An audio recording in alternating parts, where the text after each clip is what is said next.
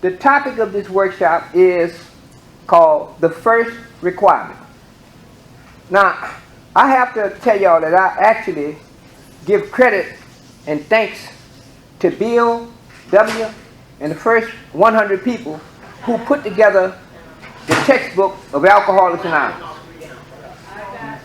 Personally, I believe that they put together one of the greatest literary masterpieces of the 20th century. And it requires a whole lot of study. You know, when I come into the program, I find out that the more I'm in here, the more study that I have to do. That's right. You know, and when I first came in, I was going to big book studies and 12 and 12 studies. I went to a big book study through the 164 pages twice with Al. The Al, y'all Al I'm talking about. Yeah. You know, the one with all them years, the postman. I know y'all know him.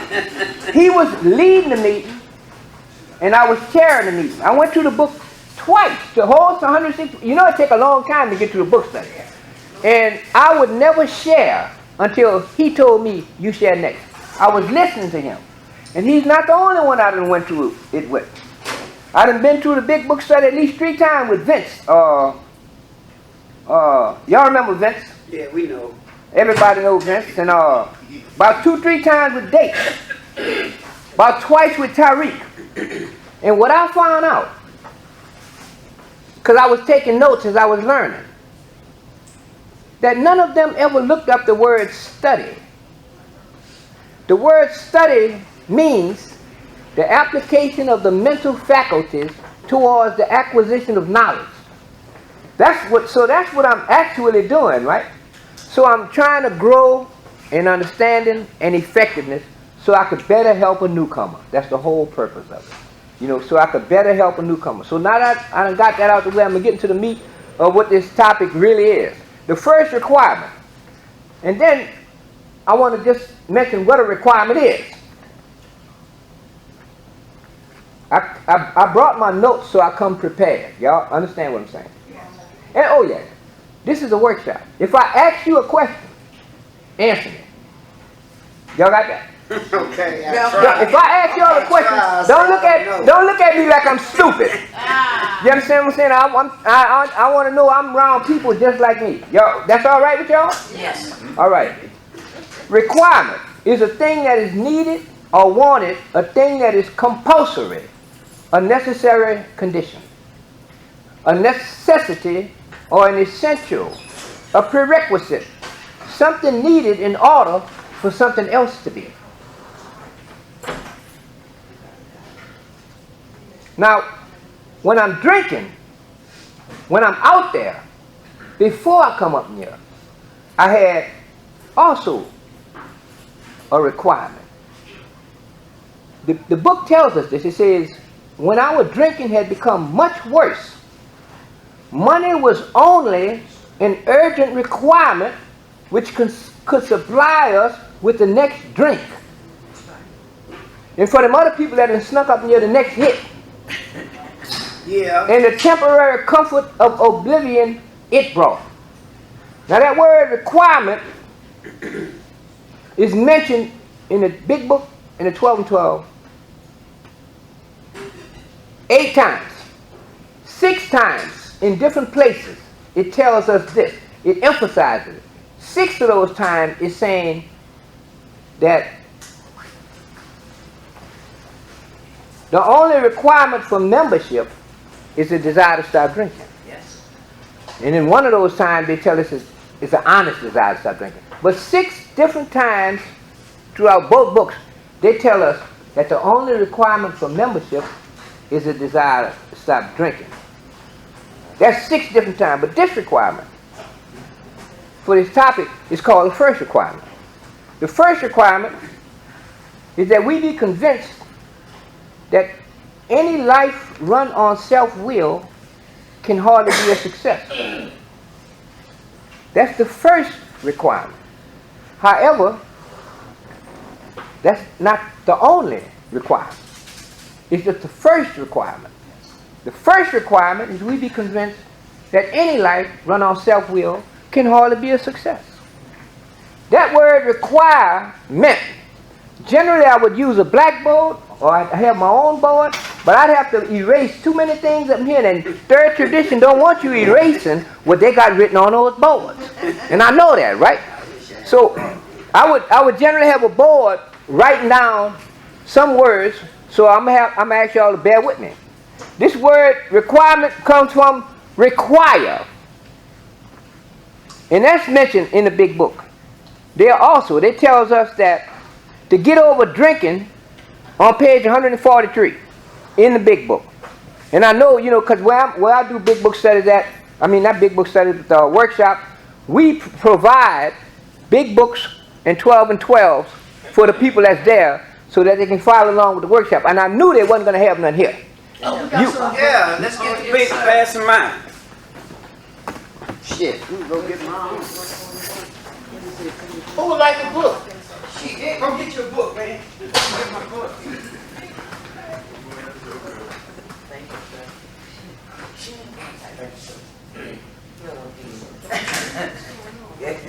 Keep it up, I want that.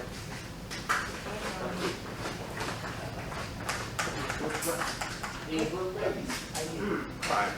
You need a book, sir? You need a book, man? Oh, you got it on your phone? You need a book, man? No, I got my phone. Thank you. And mine is 12 and 12. You need 12 and 12? We need 12 and 12s too, brother? Yeah. May I have one, please? This is so, and if you take notes and remember the pages that I'm mentioning, it'll better help the person to work with the newcomer, because these things answer all kinds of things that the newcomer come up in here with. In most cases, y'all know the newcomers come up in here with a whole bunch of problems, right? What this does is better equips us to be able to help that newcomer. This is the whole purpose for the workshop. It helps us to be better able to help the new person that's coming in here, because that's really our primary purpose. Excuse me. So this word require on 143 says to get over drinking will require a transformation of thought and attitude. That's another place that mentioned the word require. Page 143. To get over drinking will require a transformation of thought and attitude. Now in the 12 and 12, on page 61, they tell us this. No one ought to say the AA program requires no willpower. Here is one place you may require all you've got. That's dealing with step 5. Y'all familiar with step 5? I told y'all answer me if I ask you a question. Yes, Kenneth. All right. No one ought to say the AA program requires no willpower. Here is one place you may require all you've got. And I know we understand that. Who comes up in here wanting to do a 5th step? It's going to require all the will you got. Page 40 in the 12 and 12 says this. All of the 12 steps require sustained and personal exertion to conform to their principles, and so we trust to God's will. I'm going to repeat that. All the 12 steps require sustained and personal exertion to conform to their principles, and so we trust to God's will. I don't know about y'all, but if y'all anything like me, they used to tell me a long, long time ago, be ye not conformed, but be ye transformed. Y'all ever heard that? Yeah. Yeah. Okay, well in this place, they're telling me I got to conform in order to transform. Y'all hear me? So things get twisted, just shifted a bit. Right here, I'm going to have to conform and say, so we trust to God's will, as though by conforming to the principles, I automatically put myself in God's will. That's what they're telling me. See, I no longer have to wonder, oh Lord, what is thy will? What is thy will? Try to figure out what God's will is will give an angel a headache. Okay, okay. Yeah, That's well, right. all I have to do is conform myself to the best of my ability to these 12 principles, and I'm automatically in God's will, and I don't even have to think about it with no thought or effort on my own. If I try to the best of my ability, that's what they're telling me. That's what they gave us. Now, on page 47, they tell us for step 4. What book? 47. I think it's the 12 and 12. It is the 12 and 12. They said, this required great willingness even to begin. Those of us who taken the 4th step can identify with that, right? That's right. Page 34 in the 12 and 12. Remember, the topic is the first requirement. That's not the only requirement. They got some other issues going on. It said, page 34 said, these conclusions, talking about step 1 and 2. Once I do step 1 and 2, according to Alcoholics Anonymous now, there is no writing. There is no action. These conclusions did not require action. They required only acceptance. They're saying right here that there ain't no writing for step 1 and 2. Right. That's right. I don't need a sponsor to give me a workbook with 100 questions. Asking me, when did you first start experiencing powerlessness? And then when I give him the worksheet back, he determines whether or not I've admitted I'm powerless. Like step 2. If I get a workbook for step 2, and I'm doing a workbook answering all them questions, well, when I finish with it, I'll go back to my sponsor and give him the workbook. He looks at it, and he decides whether or not I've come to believe. Does that make any sense to y'all? No, none at all. No. Well, that's what's been going on. That's why I'm thankful for Joe and Charlie. Oh, yeah. That's why I'm really thankful for Joe and Charlie, because Joe and Charlie brought this thing back to where it's supposed to be. We had them went way out there in the facility type doctrines. And Joe and Charlie brought it back to right where it's supposed to be at. That's one of the reasons why we have big book studies, because of Joe and Charlie. You know, so I'm thankful for that. Now, page 12 tells us that for required, what Bill says, to back that up, it was only a matter of being willing to believe in a power greater than me. Nothing more was required of me to make my beginning. That's what Bill said. No writing he had to do. He said it was only a matter of being willing to believe in a power greater than me. Nothing more was required of me to make my beginning. Now, they got this word requires. I'm saying this because the doctor told us that all we had to do was follow a few simple rules. Y'all ever heard that? Yes. Well, anybody in their right mind can think to themselves and say, yeah, well, if it's that simple, I can follow a few simple rules. But once I get in here, they come up with these requirements. They come up with suggestions. They come up with musts. They come up with demands. They come up with all of that. See, I have to come in here, and when I get in here, I discover the fatal nature of my situation. And then I'm not in here for a season. I'm not in here. I find out I'm supposed to never go out once I come in here. That's right. Y'all hook me up by telling me I just got to follow a few simple requirements. That's right. You know, but then, you know, I never looked up the word few. Never looked the word up few. He used F-E-W, them the simple words, you know. On page 72, it's for step 5, they said this requires action on our part, which when completed will mean that we have admitted to God, to ourselves, and another human being the exact nature of our wrong. So there's a whole bunch of requirements. Step 10, page 89.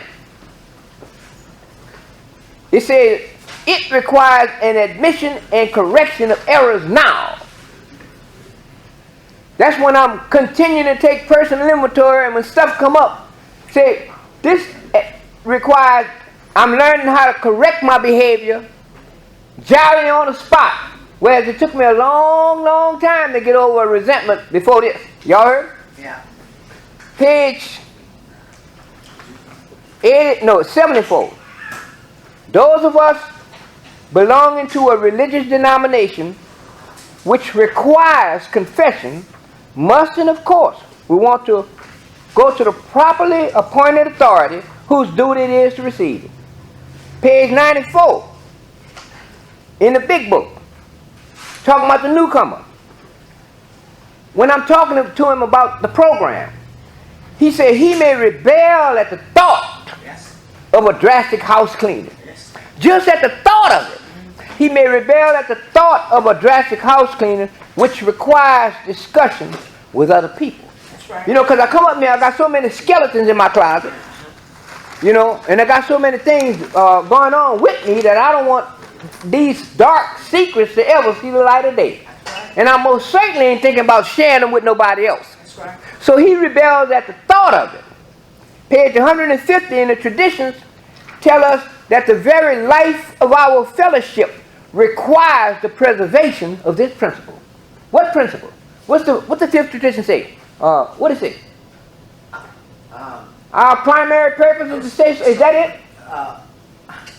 Each group had but one primary purpose. They said the very life of our fellowship requires the preservation of this principle. That's telling me that the 12 steps is more than just traditions.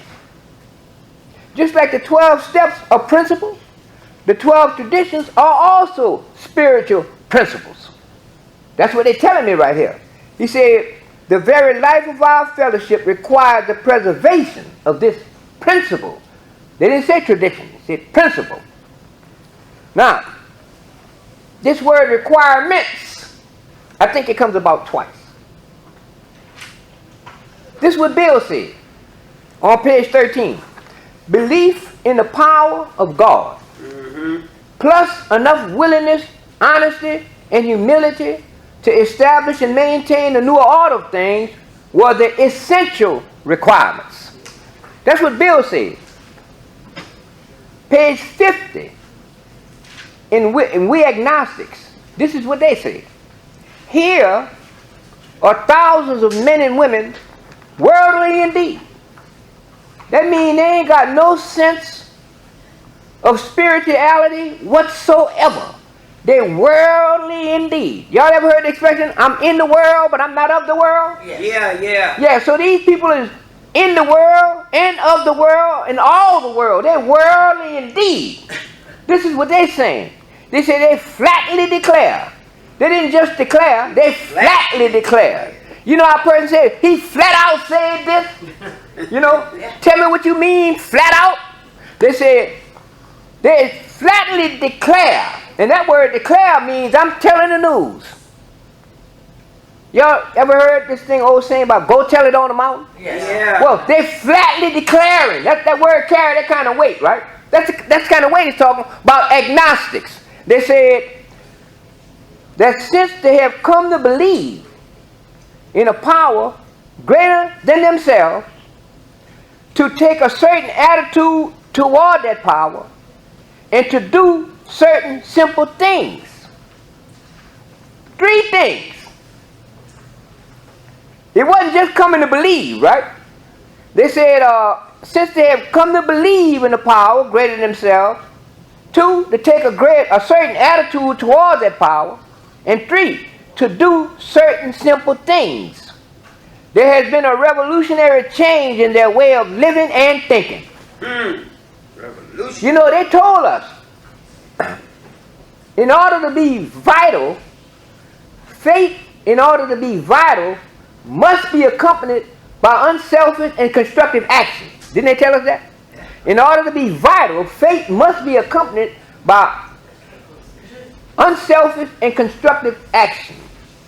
And it said this happened soon after they wholeheartedly met a few simple requirements. That's why I'm going at with requirements. Yeah. Now, if y'all got a 12-step thing on the board somewhere, y'all got a 12-step written on the wall? Yeah, let's turn around. Okay. This thing about faith, y'all ever heard a long time ago they told us that faith without works is dead? Yes. All right, they've been telling us that all our lives, right? And I'm one of them. I had much belief when I came up here. Matter of fact, I had read the Bible, the Holy Bible, twice before I even went to school. Literally, from Genesis to Revelation, before I even went to school. I taught my older brother his ABCs. I was very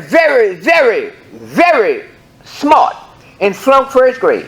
My purpose for this is saying about this faith without works is dead. This is what they gave us. Y'all see that third step up there? Yeah, yes. Yeah. That's a faith step. Yeah. That's prayer. After that come action in 4. That's right, that's right. See the 7th step? Yeah. That's a faith step. That's prayer. After that come action in 8. Yes. See the 11th step? That's a faith step. That's prayer. Yeah. After that come action in 8. Alcoholics Anonymous taught us how to act our way into a new way of thinking. That's y'all right, hear what I'm saying? that's right. That's what they gave us.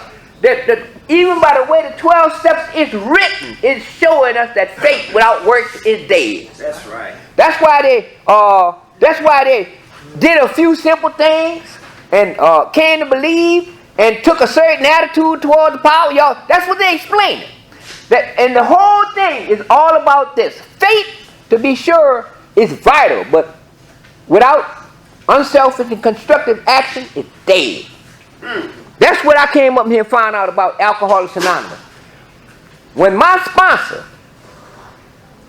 because he was younger than me, started telling me about God in the 3rd step. Well, I had read scriptures all my life. I decided to tell him some things about God. And this is what he told me. This is something I will never forget. He said, Kenneth, you ain't got no motherfucking faith. All you have is a bunch of information without application.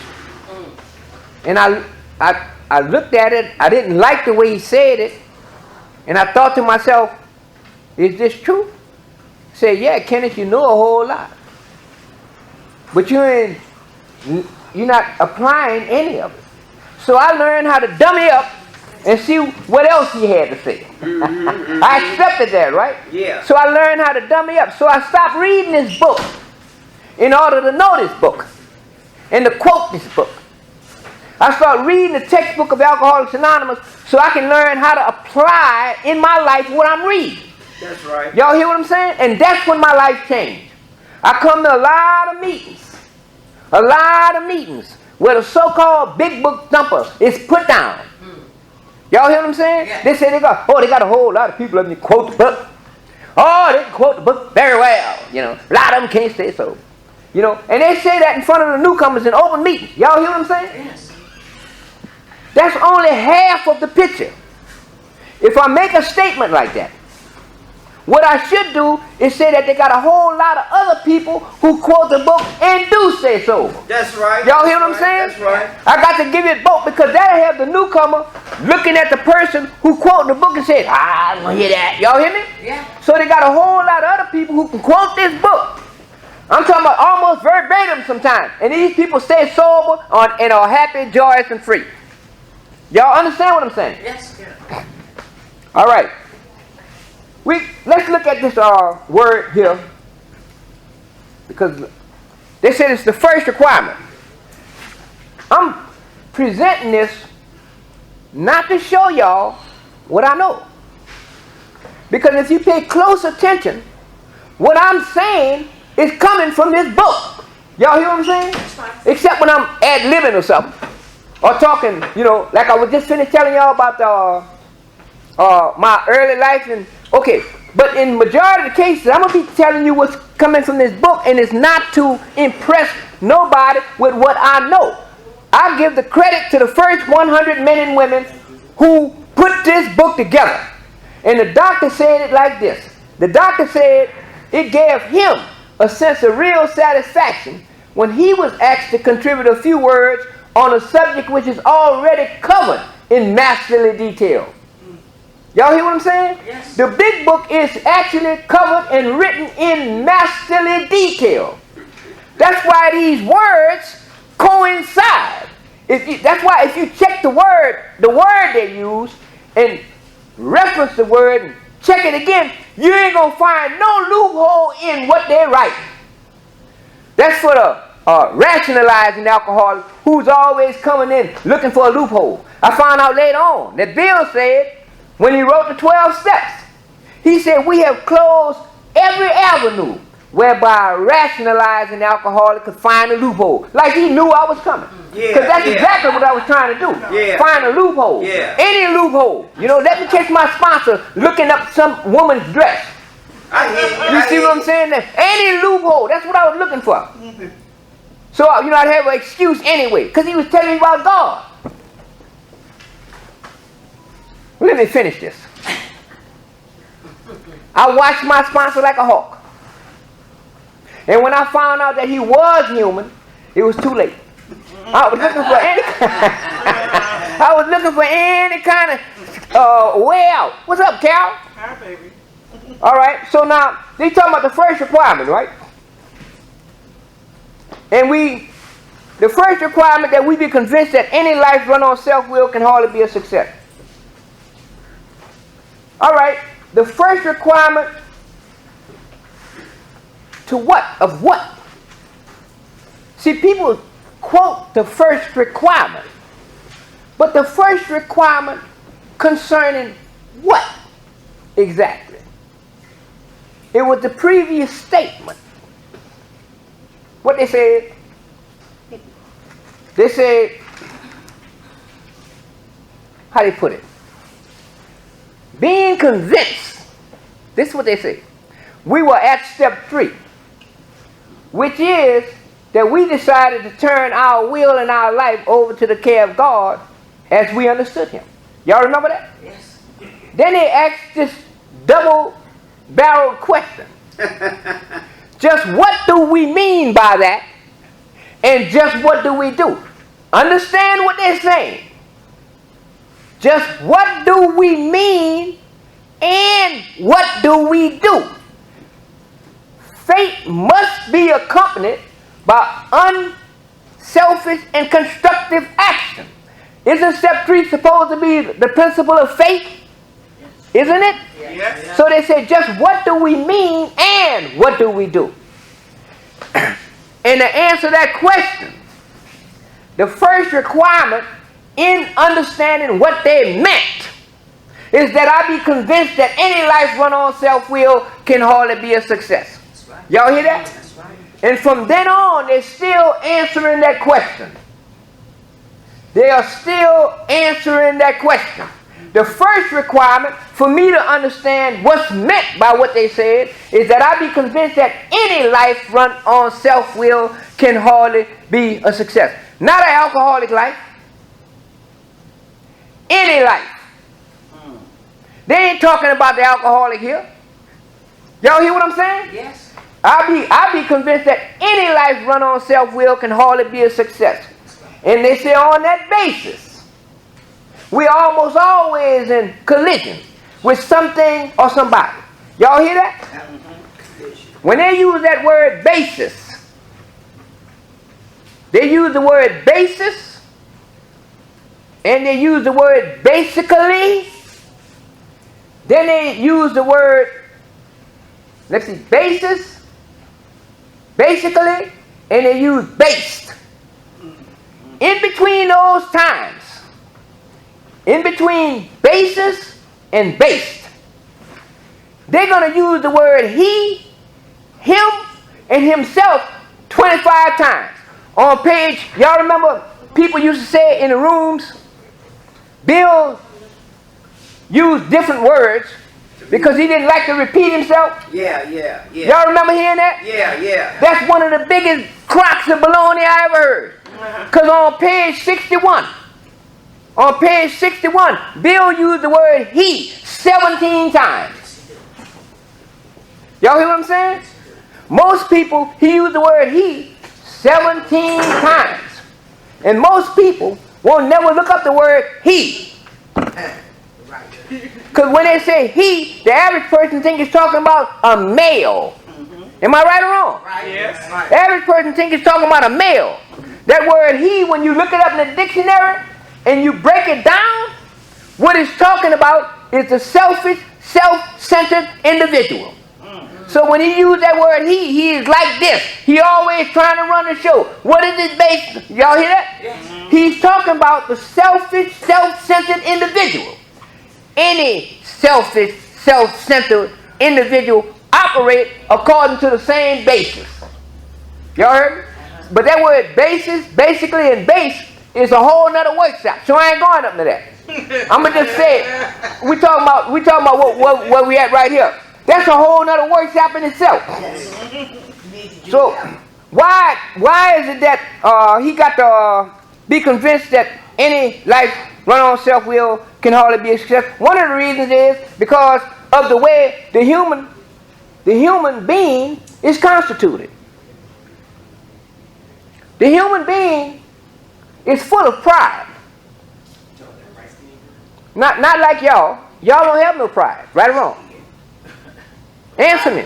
We do. I do. That's what I'm talking about, Jan. That's what I'm talking about. That's what I'm talking about. Most of us is composed of pride. Yeah. You know, that's one of the reasons, right? You got to understand where this pride coming from. They said pride is a basic instinct, right? You got to understand how I got it. This pride, I'm going to tell y'all. I remember, well, I don't really remember. I just remember in my genes, all right? I'm going to say this again. I don't really remember, but I remember in my genes, all right? In my genes. Y'all got that? When my mom and dad was having relations, they didn't have me nowhere on their mind. Y'all hear what I'm saying? Yeah. I'm talking about the time that I was conceived. They didn't have me nowhere on their mind. They was having a good time. But when my dad deposited the sperm into my mother, inside the sperm, they had millions and millions and billions of other sperm cells like me racing toward that egg. That's right. And I am the one that won. That's right. Each person. So they're giving us the description of a self-centered individual. Why is he trying to do all of that? You can go even further back to how man was created. He a complex creature. He's trying to run the show, dominate everything. When God created man, he told man, he blessed him. That's what he said. Told him multiply. Then he said, I'm giving man dominion over everything in the earth. I want you to conquer it and subdue it. Bring everything up under your subjection. Y'all hear me? So man came here running stuff. His nature is to run stuff. He rules, but sometimes he forget. Like that sperm, he forget who taught him which direction to swim in. All right. You see what I'm saying? He forgets. You know how some people say, you need to remember where you come from. You ever heard that? Yeah, you forgetting where you come. That go deep. Deep. Yeah, that go real deep. Yes, sir. See, we don't never see. We want to remember, and we want to remember God with sufficient force. We don't never want to forget. So no, God instilled these characteristics in man, but God also knew that man. Look at it again. If that's not proof enough, I'm gonna tell you something else. He created man from dust. That's right. Lowly beginnings. Inside this dust lies the seeds of industry. Okay. And industrialism in this dust. So man had the capacities to do a whole lot of things. You know, and by doing all of that, which God gave him this, he'll forget God. Because he ain't going to see no other God other than him. That's right. So God was smart enough. We're talking about the first requirement, right? Yep. God was smart enough and wise enough and merciful enough to know that man was going to forget. Right. So he gave him the first commandment. Uh-oh. I know y'all familiar with that. I watched a movie called The Ten Commandments. He said, I am the Lord thy God. Thou shalt have no other gods before me. That's what he said, right? And thou shalt worship the Lord thy God with all thy mind, with all thy heart, and with all thy soul. Okay. Yes. That's what they told us, ain't it? Yeah. All right. So if God said that, Okay. if God said that thou shalt worship, that means that it's part of my nature to worship. And if I don't worship God, I will worship something else. And whatever I worship will kill my ass. Am I right or wrong? Whatever I worship other than God will bring me to a self-imposed crisis. That's right. Am I right or wrong? Right. Yeah. My nature is to worship. So if I'm not worshiping God, it's going to be a skirt. Or what's under the skirt. Or the money. Or the house. Or whatever.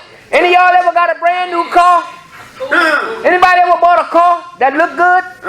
And then you see your friend see you, and he asks you, he say, is that you? I tell him, no, that's a car. This me standing here. Talking.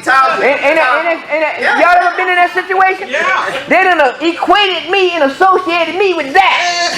Okay. You know? So, he created the man to worship, right? And the man will worship. Because God said that. But if you don't worship God, you'll wind up worshiping the worst thing that can be worshipped, self. Okay. That's why we come to this self-imposed crisis. So, when he said that in that commandment, God knew that man was going to get to a point where he wasn't going to even accept the commandments. You hear him coming in the rooms. If you're really listening, they'll say, man, I wasn't worried about no 10 commandments and all that kind of stuff. Am I right or wrong? Right. So God knew man was going to get to a point in his greatness that he wasn't going to even accept the commandments. So he said, what I'm going to do, I'm going to create a program, and instead of giving man commandments, I'm going to give him suggestions. Y'all hear me? Yeah. I'm going to give him requirements. Y'all hear these requirements? Yes. You know, nowhere in this book is they giving us commandments, right? They give us suggestions, requirements, at least 57 musts. Right? Yeah. After we get in there. Yeah. And that's all for a reason. And they got a few simple rules, right? That's right. We get up in here, we learn we got rules, we got suggestions, we got musts, and we got requirements. And all of that's coming about because of our demands. Right. Y'all heard me? It's all coming about because of our demands. Our unreasonable demands. Our incessant demands. Our instinctive demands. And our unsatisfied demands. Y'all hear what I'm saying? Yes. The book talks about all of them. It's because of those demands that I'm making. Right there on 61 to 62, 63. 61, 62. Them ways he's trying to run the show. They give you 17 times ways of that. And then on the next page, they give you 5 examples of what he is like. Y'all heard? Yeah. He is like the retired businessman. He is like and then he include the alcoholic. Yeah. He let you know when he include the alcoholic. And the alcoholic who has lost all and is locked up. Y'all heard that? Yes. That's when he include the alcoholic. Other than that, he's talking about the selfish, self-centered individual, period. So, Let's get back to where we was at. This is what Bill said. On page 8. Bill said, it was a devastating blow to my pride. I, who had thought so well of myself, this Bill, and of my abilities, of my capacity to surmount obstacles, was cornered at last. That's what Bill's saying about his pride. But in AA, this is on page 47 in step 4. In AA, we slowly learn that something had to be done about our vengeful resentments, self-pity, and our unwarranted pride. Page 8 in the 12 and 12 tells us this. Anger, resentments, jealousy, envy, self-pity, hurt pride, all led to the bottle. And for the other people that had snuck up near, to the pipe. 12 and 12, page 49. But the testimony. Page what? Page 40. Page 49, 12 and 12. See, these are things that help us to better deal with the newcomer. Y'all hear what I'm saying? Yeah. Because the newcomer's going to be coming with all kinds of issues. And this book done covered it all. Covered it all. You know, it done covered it all. The newcomer won't be able to come to us with nothing that we ain't ready for. Yes. Page 49 says, but the testimony of AAs who have really tried a moral inventory, this is our testimony. Those of us who have really tried an inventory, is that pride of this sort turn out to be boogeymen and nothing else. Y'all heard that?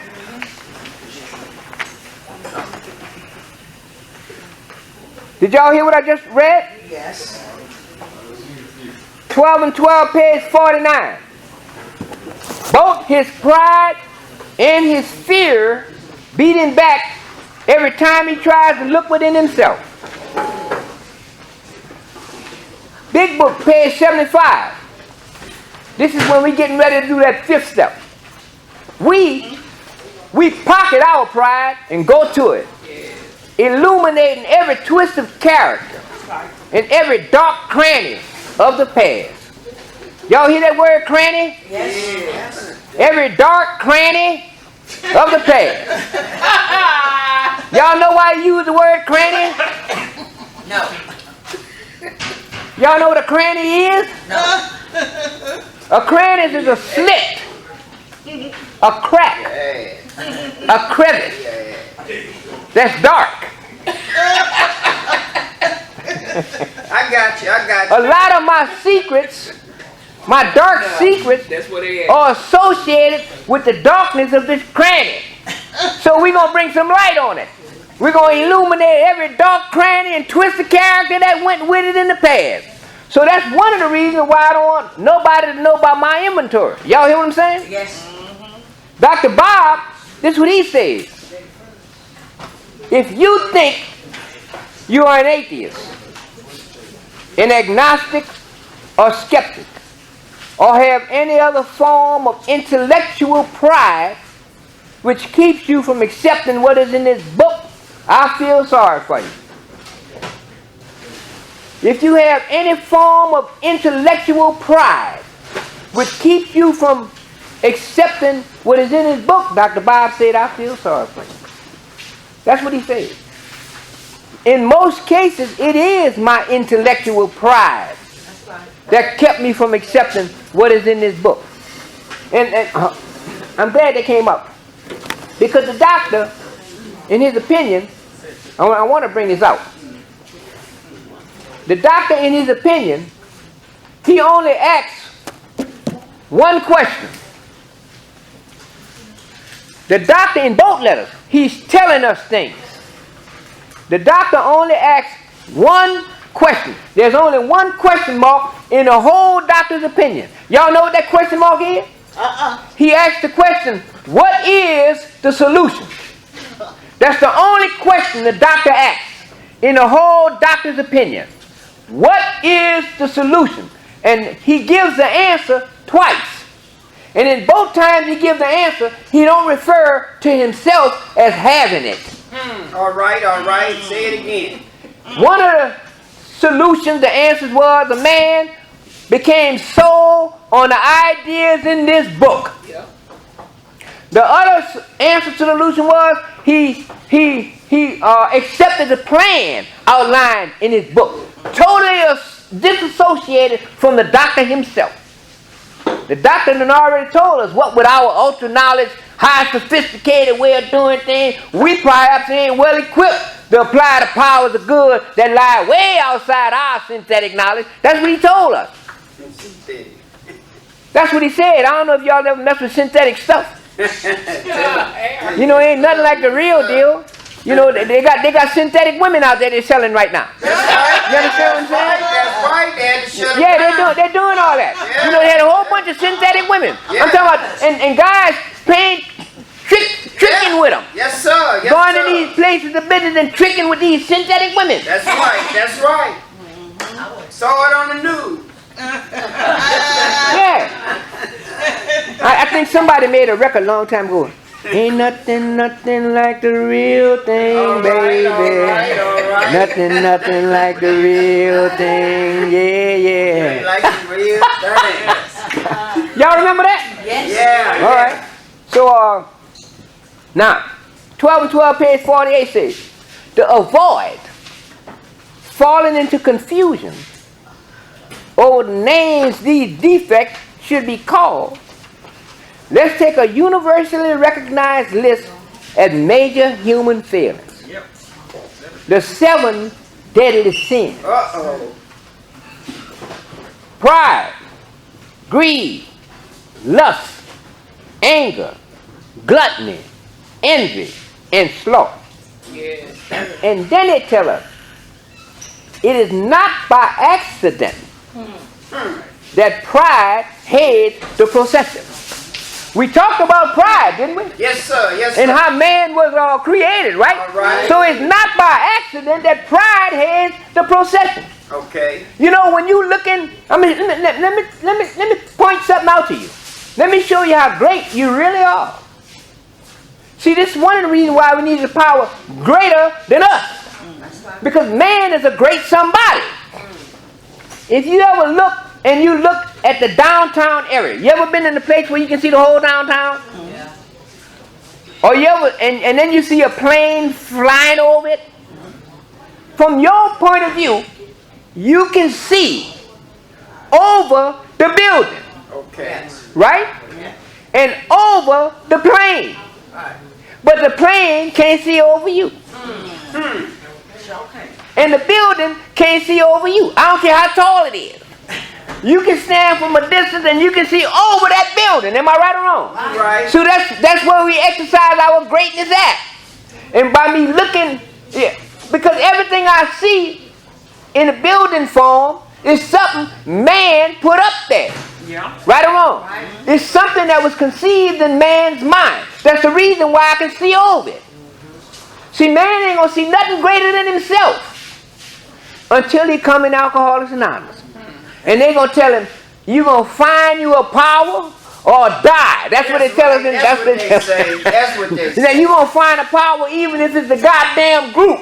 If you can't see God as a higher power, you're going to find a power even if it's the group is your power, right? Right. One thing I never did go with when people went saying about, I'm going to loan you my conception of God until you get your own. I'm going to loan you my God until you can get your own. I never did go for that. You know why? Because if you can loan me your God, you can take him back. That's right. That's a sneaky way of trying to throw your ideas of God on me. All right. The book says I'm going to have to find my own conception. Yeah. No matter how inadequate it is, it's right. sufficient of me to make a beginning. Am I right or wrong? Right. I had one guy I was working with. The guy tells me, Kenneth, I don't believe in God. What I believe in, they got 3 different type angels that do certain. I said, well, that's what we talking about. Y'all hear what I'm saying? Whatever it is you believe in, it's sufficient of you to make a beginning. I don't have to, all I have to do is give you these principles. these steps. And these steps and these principles will walk you into whatever God you believe in. Yeah. That's why they call them principles. They're laws and rules, and they will work if you work them. They're guaranteed to work if you. And my thinking ain't got nothing to do with it. Okay. They'll tell me, well, I think it's step 10, and this has happened automatically, with no thought or effort on our own. It just comes. That's the miracle of it. That's what they told us. So all I have to do is give the newcomer these principles. He don't have to understand it in order for it to work. That's right. I don't have to try to bring him to my interpretation of step 1 and give him 1,000 things he got to understand. Bill said, nothing more of me was required to make my beginning but a willingness to believe in a power greater than me. That's right. Yeah. Am I right or wrong? Right. Ain't no working, no step working for no 1 and 2. What the book say? As soon as a man can say he believes. Not right. Yeah. Ain't no damn rightness for step 2. That's right. Say as soon as a man can say he believes, we emphatically assure him he's on his way. Yes, sir. That's what the book say. And at the same time, if we can emphatically assure him he's on his way, he can't get no further until that happens. Until it happens. Until he come to believe or be willing to believe, he can't go no further in the steps. Am I right or wrong? Right. When I came in here, the group was a power greater than me. I quit praying. When I was out there, I was doing nothing but praying. God, if you get me out of this situation, I swear I ain't gonna do it. I was doing a whole lot of praying. But when I came up here, I saw y'all had something that I didn't have. But God didn't favor y'all no more than he favored me. And I knew that. So what the hell it is y'all got? And what did y'all do? And most of y'all got different religions from me. No. I'm going to find out what y'all got. You know? So when I got in trouble, I called my sponsor. I called people in my support group. Why am I feeling like this? I used the group as a higher power. And when I start getting through the step work and the prayers start coming up, I start utilizing those prayers. Y'all heard what I'm saying? I hear you. That's what happened. I start utilizing that. And then they told me, said, we on, remember that word basis? Yep. Well, you say on that basis, right? This basis of operation, my method of operation, from where I'm really operating from. See, because all you see is the outer circumstances. But what's really driving this is way beyond your vision. Okay. You understand what I'm saying? So this is the basis from which I'm operating on, causing all this confusion. All you see is the confusion. Yeah. But with the basis of it, where it's coming from, you ain't looking at that. And that's what they told us. Selfishness and self-centeredness, that we think is the root of our trouble. You can see the branches of the tree. The branches of trouble, the leaves of trouble, the barks of trouble. But you don't see it coming from the root. Yeah. And it takes work to get to the root. Y'all hear me? You try to get to the roots of a tree without some work, it'll take some work to get there. Sometimes you're going to need a whole crew. That's right, whole crew. To get to the root. Because this way is all coming from the root. This is the basis. So, when they told me on that basis, I'm always in collision with something or somebody, right? So when I get to, I done step 4, and I'm right at that fears list in step 4, they're going to tell me, perhaps there is a better way. Why they say there's a better way? Because in the 3rd step prayer, I ask God, relieve me of the bondage of self that I may better do thy will, right? So when I get to the part of the fears in the 4th step, they're going to say, for we are now on a different basis. Right or wrong? The basis of trusting and relying on God. Right? That's where I'm moving at. From my basis of operation, where it's dark at, and where all of these confused, conflicting, low-down, nasty, ungodlike ideas is coming from, to a point where I done brought some illumination into it. Now I'm going to start operating on a different basis. This is the solution that the steps give us. And it happens automatically. I don't have to intellectualize it to anybody. All I got to do is give them the suggestion in doing the step, just do it. And the book will tell you when it's time for you to understand something. When you get to the 10th step, they're going to tell you, how did they put it? They said, now it's time we grow in understanding and effectiveness, something like that. Say we reached the point where now we're going to grow in understanding and effectiveness. The textbook tells you when you got to understand some things. People will argue this. They got people who argue, well, I have to make sure the newcomer understand the complexities of the beginnings of the process, and he got to understand Bill's story, and he got to fuck all that. The book says they ain't had no motherfucking book when Bill and them took the steps. That's right. Y'all hear what I'm saying? That's right, that's right. Bill and them didn't have no damn book. They took the steps and they wrote and told us what they did. Yeah. And they said, rarely have we seen a person fail who has thoroughly followed our path. That's what they told us. Yeah. So if I give it to them according to the book and stop trying to intellectualize shit, the newcomer can get it. That's right. I ain't gonna let him work me like that any goddamn way. You know, I'll know the willing from the unwilling. Yes, sir. You know, yes, sir. of course I'm gonna give him the doctor's opinion. Of course I'm gonna do that. Don't get me wrong. I'm not condemning anybody who actually doing what I'm talking about. These people who doing this are doing the best they can with what they have. So we appreciate them. I'm only talking about what this book's saying. Y'all heard what I'm saying? It's not to put anybody down. Do y'all understand that? Yes, Yes, sir. Yes, All right. sir. Yes, sir. All right. Now they talking about the first requirement, right? Now let's look at what they said. Remember I told you these words interconnect? All these words interconnect? This is what they holler about first. This word first. Written so many times. I'm only going to mention a few. But it's written so many times in the book. It says on page 135, they tell us, how they put it? They say first things first. Okay. Y'all remember that? Yes, sir. They Yes, say sir. first things first. Page 563, our common welfare should come first. Y'all heard that? See how they interconnect these words?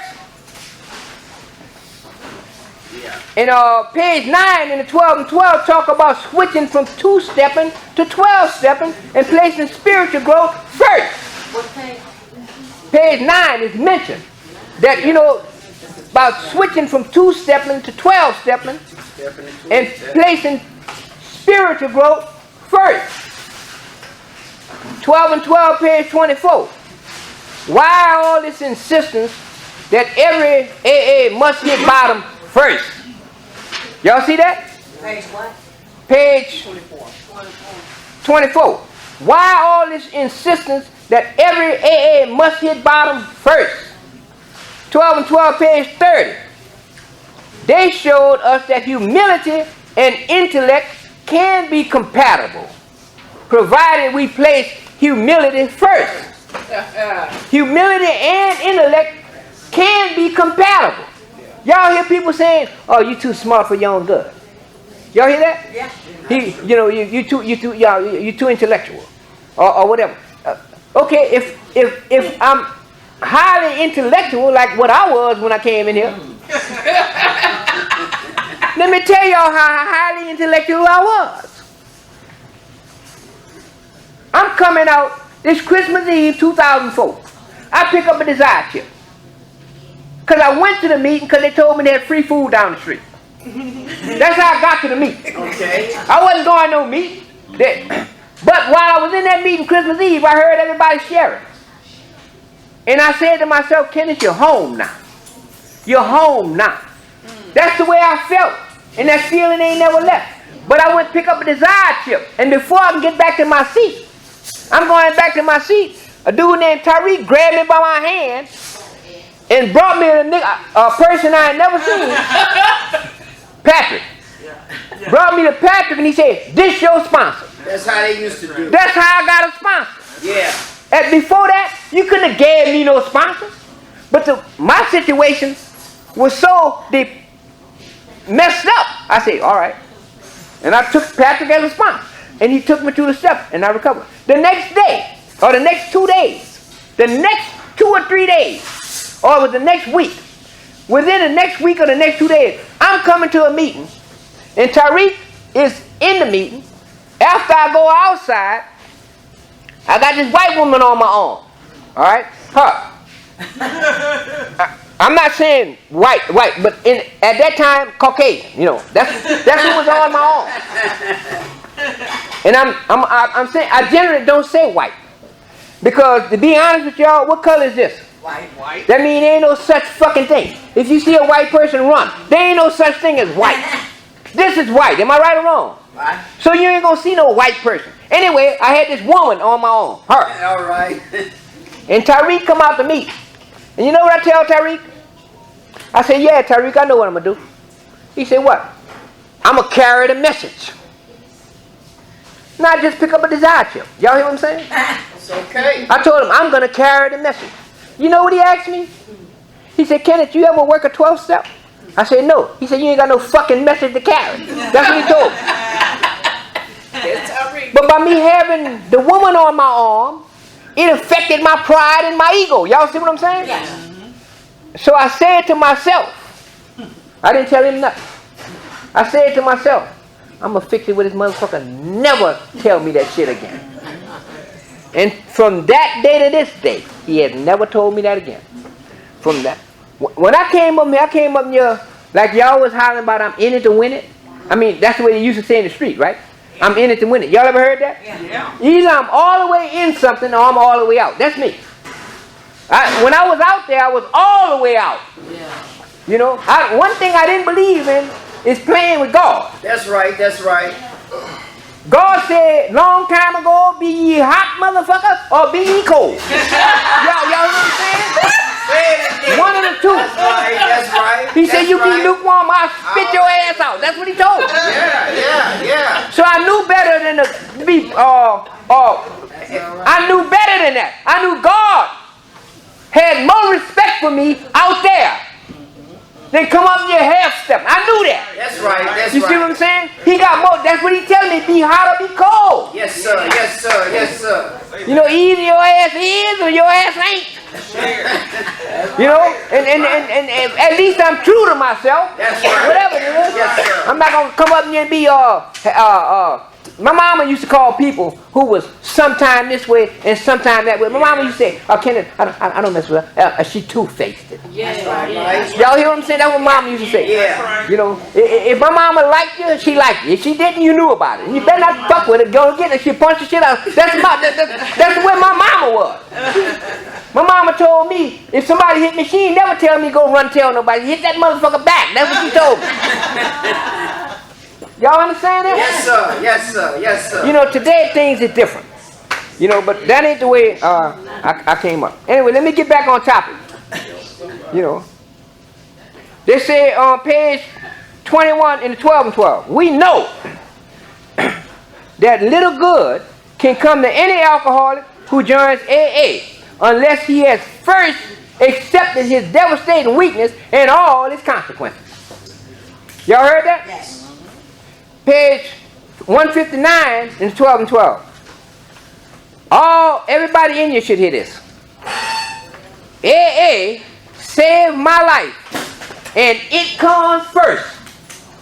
Y'all heard? Alcoholics Anonymous saved my life, and it comes first. Yes.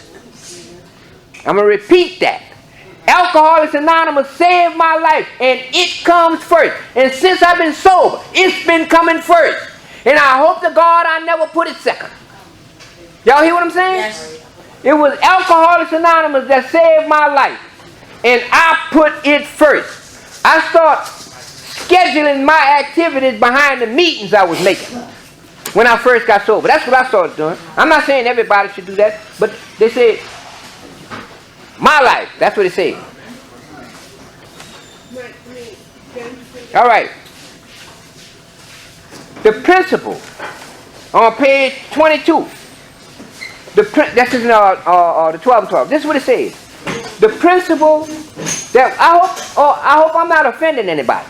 No, you're not. Yeah, I don't mean to come here and be vulgar. Y'all hear what I'm saying? Sometimes I can get carried away. Carry on, bro. Carry on.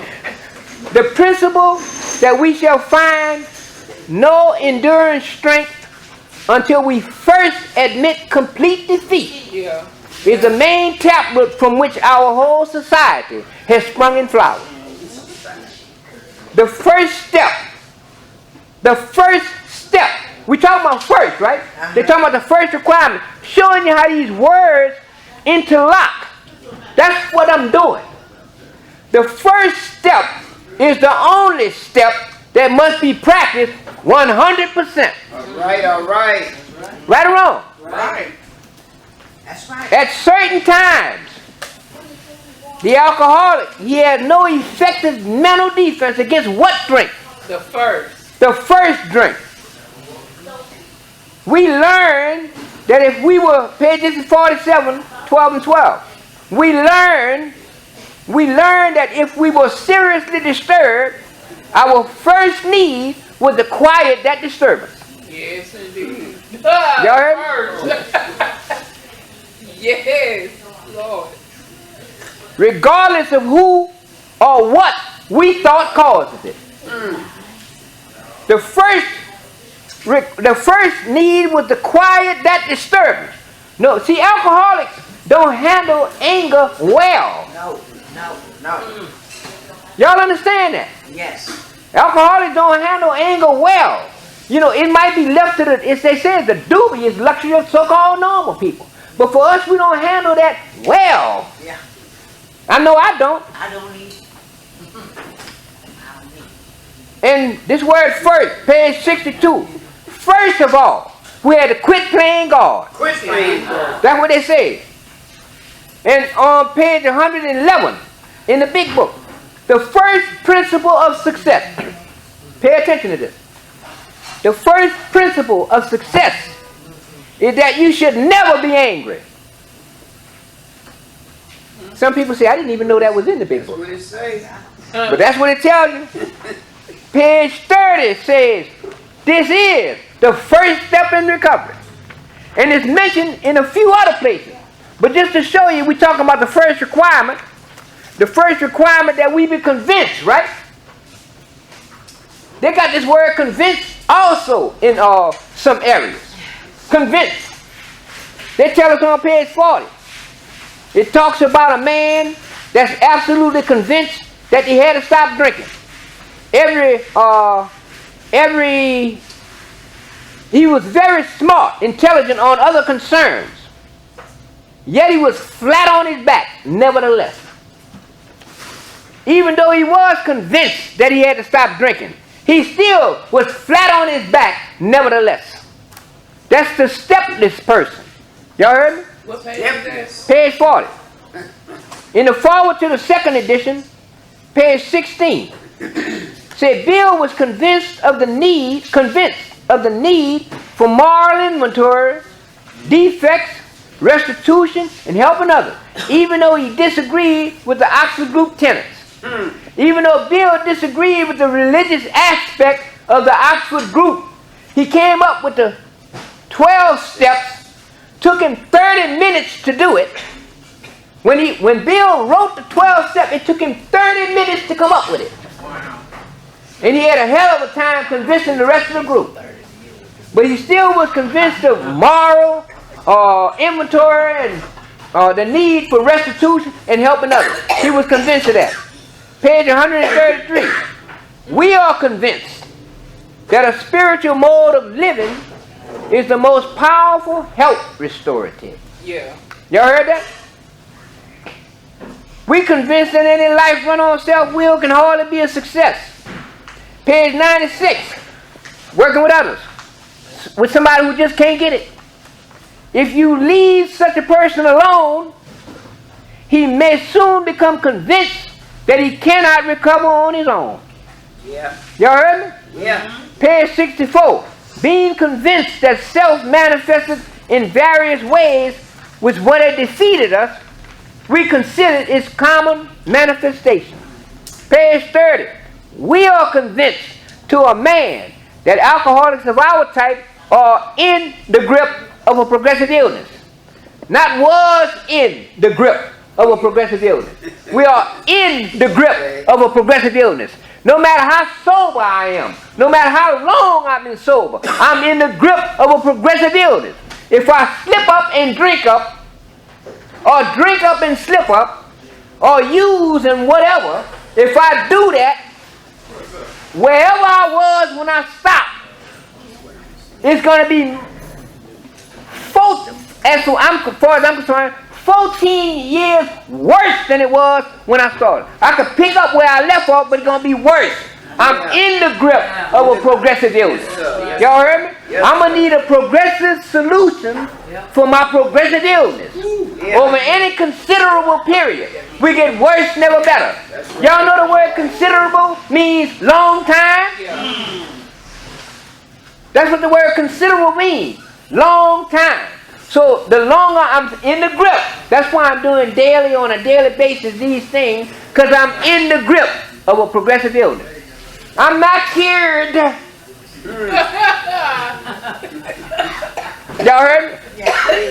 No, I'm not cured. So this word requirement came from require. They use the word require. Now the first requirement, and the word first itself, only suggests a beginning. Am I right or wrong?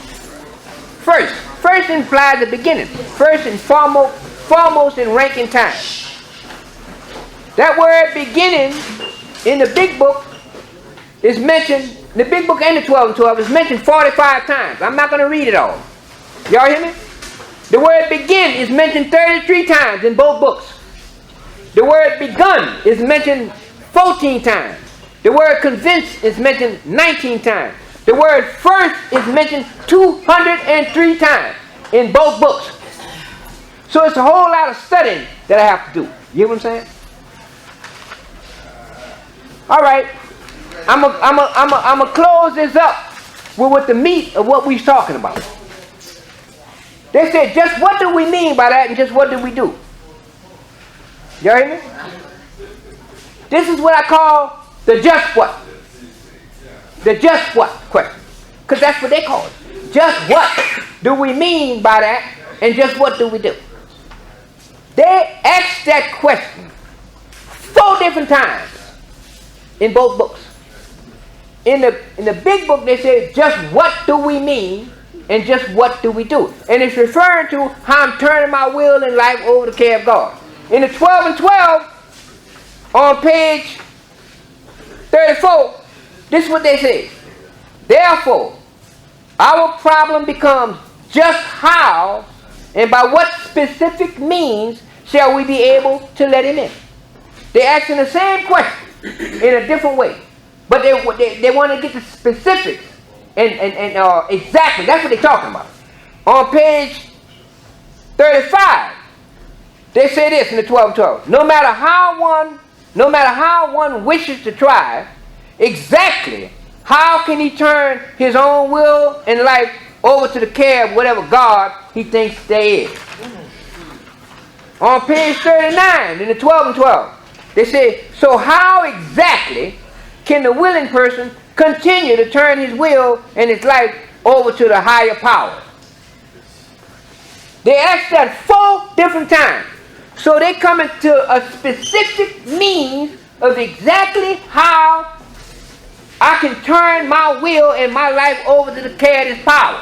And they give us the answer. They said nothing short of continuous exertion on the 12 steps as a way of life can bring about the much required results. And so we trust to God's will. Nothing short of that. That's where the remaining steps come in. It's showing me exactly how I can do this in order to produce the much desired result. I'm going to share this, y'all, and I'm going to have to shut it down. The word result comes about twice in how it works. The word result appears twice in how it works. And it's not accidental. Some of us tried to hold on to our old ideas, but the result was nil until we let go absolutely. Y'all remember that? Yes. Nil don't just mean zero. When you trace back the root of the meaning of nil, coming from nihilism, it means an absolute negation of all moral principles. Meaning whatever I do is right, long as I do it. That means I'm on the flip side of spirituality. Any of y'all ever played spades? Y'all ever got set? Well, the negative numbers go back as far as the positive numbers go forward, right? Yes. That's the first result. Because I'm trying to hold on to my old ideas. The second time result come about is this. Having had a spiritual awakening as the result of these steps, we try to carry what message? This message. This message, the alcoholic, and to practice these principles in all our affairs. And thank you all for letting me grow with you. I appreciate y'all. Thank you.